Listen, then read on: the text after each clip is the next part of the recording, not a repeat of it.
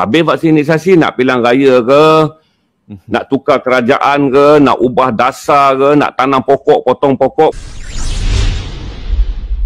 Adakah Malaysia sahaja yang mengalami outbreak yang cukup teruk sampai ke tahap 20,000 kes sehari? Adakah Malaysia sahaja yang mengalami begini? Sebab kalau ikut pembacaan saya, kita Malaysia ni hampir digelar sebagai negara paling gagal mengurus COVID. Pandangan Tuan Haji? Saya balik kepada fakta dan data lah, Min. Senang. Kalau kita cakap berdasarkan sentimen dan mindset kita ni dengan politik, kita akan terheret dalam perbualan-perbualan yang kemudiannya tak begitu factual driven lah.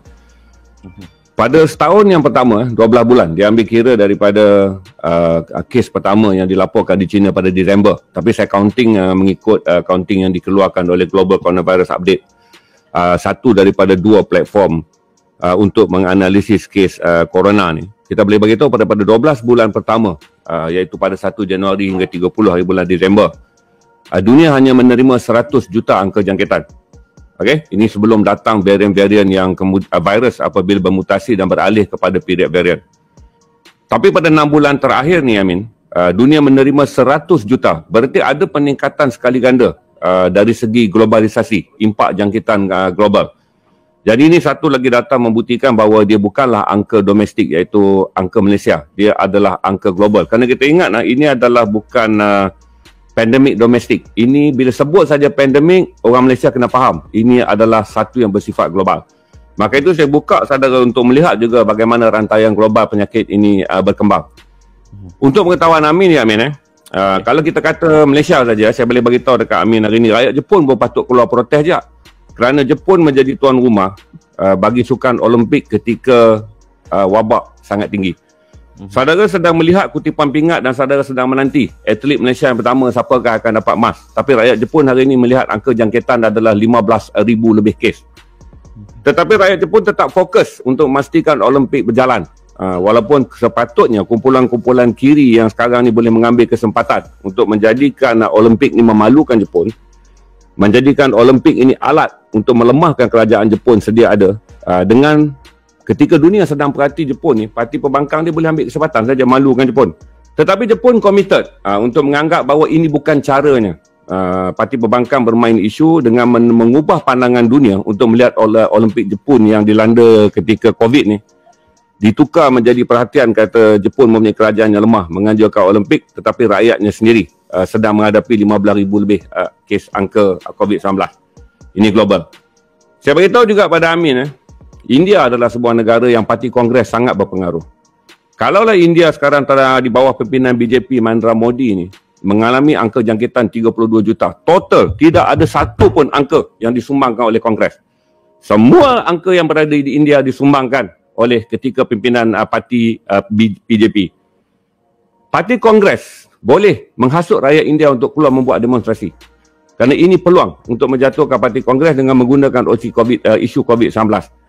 Tapi tingginya, ini kata tingginya prinsip parti Kongres untuk tidak menjadikan COVID-19 sebagai alat untuk melemahkan BJP. Kalau ada satu lagi negeri di India juga mengadakan pilihan raya, tetapi semua orang memastikan bahawa isu yang paling penting adalah selamat keluar berpilihan raya tanpa menjadikan isu COVID sebagai isu yang lebih memburukkan lagi keadaan.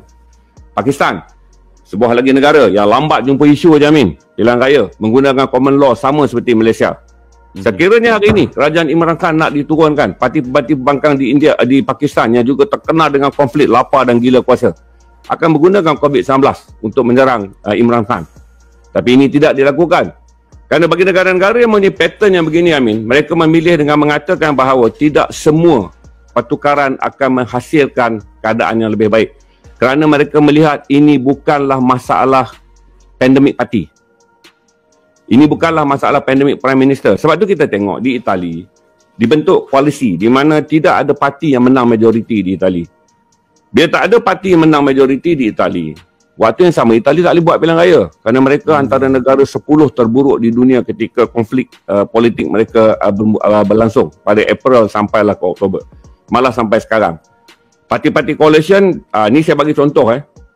Parti-parti ini membentuk satu coalition telah melantik seorang daripada komponen politik untuk memimpin Itali, iaitu seorang ahli ekonomi. Maka ahli-ahli politik yang tak dapat bentuk kerajaan coalition berpuas hati dengan mengatakan seorang ahli ekonomi perlu memimpin ketika Itali tak boleh menganjurkan pilihan raya kerana mereka berada dalam keadaan COVID-19. Contoh saya bagi. Jadi ini bagi gambaran, Amin. Banyak negara di dunia mengalami konflik dan banyak pemimpin-pemimpin di dunia telah memilih untuk berjiwa besar untuk tidak menggunakan isu COVID-19 sebagai alat untuk menjatuhkan mana-mana kerajaan. Kerana tanggungjawab jiwa besar. Sebab tu saya bagi tahu, kalau nak kata gagal Amin hari ni, Malaysia ada, saya bagi detail hari ni, senanglah tuan-tuan boleh Google fakta saya ni. Amerika. Senat tak panggil pun untuk melancarkan apa-apa bantahan kepada Joe Biden. Untuk pengetahuan, Amerika akan melalui pusingan kedua yang dahsyat pada minggu ini. Di mana Amerika dengan kadar pemvaksinan yang boleh juga kalau orang nak guna salahkan kerajaan. Sebuah negara maju, negara yang mengeluarkan vaksin yang terbanyak di dunia. Kerana mereka adalah negara pengasas bersama Pfizer dengan Jerman. Mereka ada Moderna, belakang dia bunyi AS lagi. Dan mereka ada Johnson & Johnson atau dikenali sebagai Janssen. Amerika dengan 333 juta penduduk, Amin, hanya 166 juta sahaja yang disuntik. Dan Amerika telah mencapai peningkatan angka 48% angka jangkitan bagi minggu terakhir bulan Julai bawa ke Ogos. Untuk pengetahuan anda, Amerika sekarang 94,000 kes sehari secara purata selama 7 hari yang terakhir. Allah. Apakah Capitol Hill tegang ketika Fauci mengatakan minggu ni Amerika akan menunda naik angkanya ke 100 ke 200,000. Capitol Hill tak panggil sebarang persidangan. Capitol Hill tidak mengugut sebarang bentuk untuk menyekat mana-mana bil kerana memberi ruang kepada Presiden untuk memastikan. Kerana masalah Amerika yang pertama adalah ahli politik harus menggerakkan semua jentera negeri bagi membolehkan proses pemvaksinan dan sokongan pemvaksinan berlaku dengan baik. Ini yang dilakukan oleh Amerika. Di mana kalau Amin tengok, ada senator yang menganjurkan $100 bagi setiap suntikan. Ada negeri yang menganjurkan siapa yang dah suntik dapat tiket. Bila 1 juta orang genap je dalam negeri tu suntik, tiket tu dibukakan. Dia ada loteri 1 million. Di mana di Amerika, orang semua bersatu untuk meraihkan usaha yang mereka telah percaya, iaitu exit door bagi penyakit ini adalah suntikan vaksinisasi. Habis vaksinisasi, nak pilihan raya ke, nak tukar kerajaan ke, nak ubah dasar ke, nak tanam pokok, potong pokok 2 tahun dah berbuah ke, ataupun pokok buah dulu baru tumbuh batang.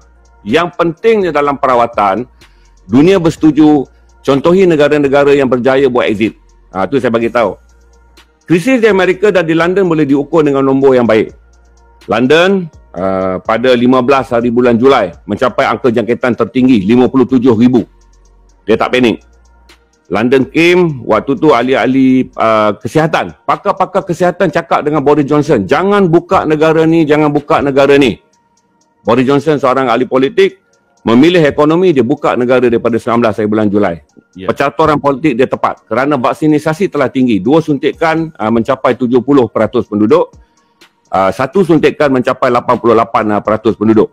England buka, ekonomi berjalan dengan cantik, angka penjangkitan menurun pada 27%. Ini magic England dengan Amerika. 2 benda yang berbeza. England dia ada produk dia, tapi dia berjaya. England sebabkan dia Moderna AS, dia AstraZeneca adalah England Sweden base. Jadi dia berjaya. Dengan adanya proses vaksinisasi yang tinggi, dia buka negara dia, ekonomi berjalan, angka jangkitan menurun. Amerika menghadapi cabaran, gerakkan rakyat dia lagi. Sebab 166 daripada 333 juta ni adalah angka 50%. Tambah lagi. Sebab tu Anthony Fauci kata, ancaman yang paling besar kepada Amerika sekarang bukanlah ancaman apa-apa. Ancaman yang paling besar, Delta dan Delta Plus akan menyerang mereka yang tak divaksin. Sebab tu dia suruh standby 200,000. Kerana dalam 200,000, 90% yang akan kena adalah mereka yang tak divaksin. Bahawa kalau saya kata tadi nak belagak ni, seluruh dunia patut belagak.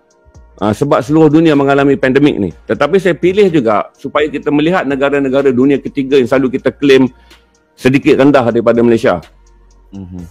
Pakistan ni, Min, bila yang tak demo? Pantang. Bila? India ni bila yang tak? Ni common law yang sama dengan kita. Kita tengok pula apa yang berlaku di Indonesia. Jokowi buat kerja senang, walaupun angka meningkat, tak nampak lagi result dia. Tapi belum lagi ada hashtag Pak Jokowi gagal. Walaupun Indonesia dijangka akan menundang kembali angka dia ke 58,000. Sebab hari ini 38,000. Jadi Indonesia orang committed kerana pemimpin Indonesia sedar 270 juta nyawa tak boleh diperjudikan. Geografi harus diberi ruang.